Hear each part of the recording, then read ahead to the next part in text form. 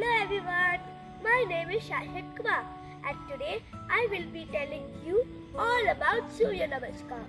The word Surya means sun in Sanskrit language and Namaskar means to greet or salute.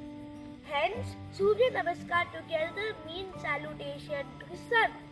It consists of 12 beautiful yogic asanas with lots of benefits like it boosts our immunity, it manages stress and anxiety, it improves blood circulation and digestive system, it helps us to lose weight and promotes our overall flexibility. Now, without further ado, I will be showing you how to do Surya Namaskar while naming the steps. Pranamasana.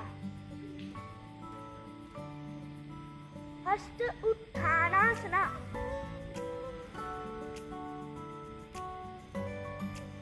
Padahastasana.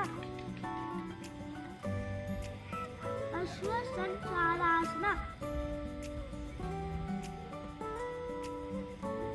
Pavatasana. Ashtang Namaskar.